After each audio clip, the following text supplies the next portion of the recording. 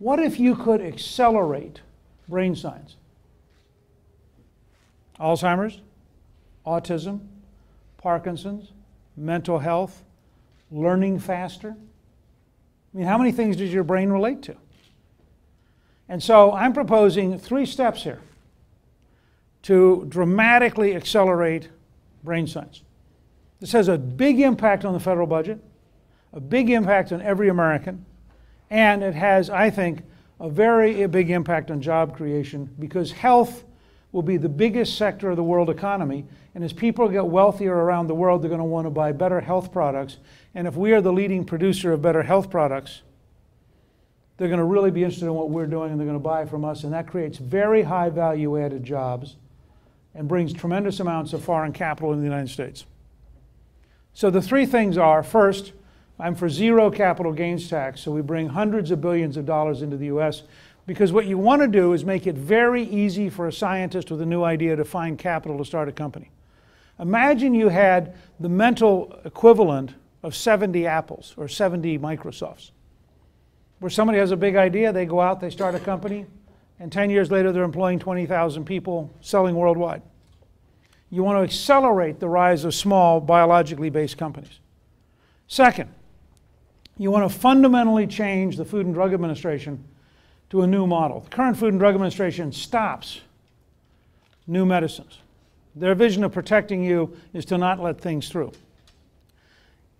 The model for all this is the iron lung. I'm actually trying to find an iron lung because I'd like to use it to demonstrate to people. In 1950, 60,000 people got polio. If you had projected from 1960 or 1950, and you'd said, so in 2011, how many people will be in iron lungs paid for by the federal government, and what will the budget be? The correct current answer is 0. The reason is Jonas Salk discovered a vaccine. Now here was the sequence. The first year he discovered the vaccine, he gave it to his own family to prove it was safe. The second year, 1,400,000 volunteers were vaccinated to see if it was safe. They were that desperate to get a vaccine against polio. The third year, the whole country was vaccinated. That process in the current FDA would take 25 years and cost a couple hundred, maybe might cost as much as $1 billion. That's how much we've slowed down the introduction of new knowledge. There's a parallel to that with EPA, but I'm not going to get into it today. Okay, but for anybody who's going into science and technology and engineering, there's a big parallel with EPA. Anyway, the third thing I want to do, I want to build a brand new brain science project, modeled on the Human Genome Project, the Apollo project to go to the moon, and the Manhattan Project to develop the atomic bomb. And I want to say to the brain science community, we don't want politicians deciding how much they can allocate out of current resources, because that gets all involved in who else wants the money.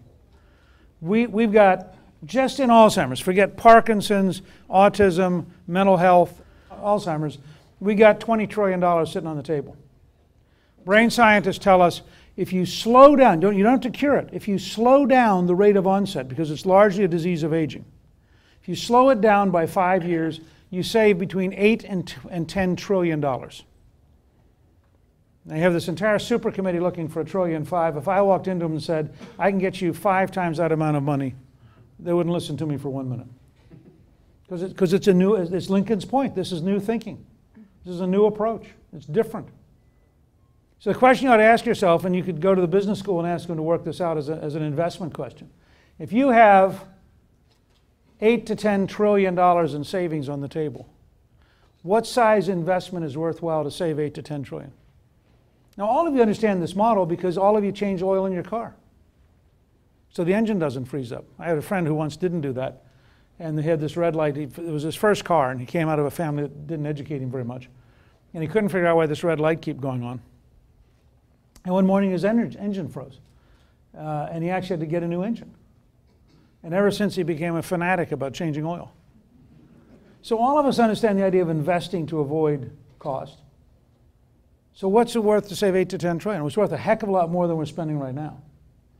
And the way I would pay for it in a time of really difficult budgets is I would issue Alzheimer's bonds that you could buy. There'd be US savings bonds specifically designated for brain research.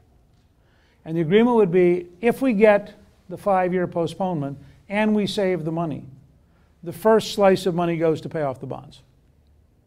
So you now have an investment strategy to pay for the research, to then pay it off. And you save human suffering, you save families from health problems, and you save literally trillion, not billions, trillions of dollars. And the second order effect is going to be all the other things you learn. So Alzheimer's alone will pay for all the research into all the different aspects of the brain.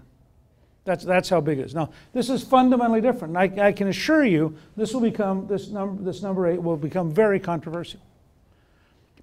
But it's a conversation we have to have. If we're truly, I mean, it's very simple. Are we in a period of massive scientific change? Do we want to be the most rapidly evolving country in the world with the highest level of productivity, producing the best products, and having the highest paid jobs? How do you rethink the federal government so it accelerates rather than messes up, getting into a better future? Will breakthroughs save money? Is it a fact that the Salk vaccine has in fact saved an immense amount of pain and an immense amount of money? Because you don't deal with polio anymore. I mean, these things are either factually real and now let's have a conversation about them, or they're a fantasy. I guarantee you in Washington, D.C., this will be seen as Newt's fantasy. Because it's too new, it's too big. But it fits exactly what your life would be. Whether it's going into space, which we've managed to mess up so totally, that we went from being a country that got to the moon in 7 years to a country that doesn't have a space shuttle. I mean, do you realize how bad the bureaucracy has to be to go through this cycle? And it isn't because we didn't spend money. We spent tons of money. We just spent it badly on bureaucracy. So whether it's engineering or it's construction, or the opportunities are enormous for us to create a better future. And places like Iowa State are exactly where we should have this conversation, because we need people who know science and technology and engineering being involved in the political process so people understand what the possibilities are. Because a lot of the future will be invented at places like Iowa State. Thank you all very, very much.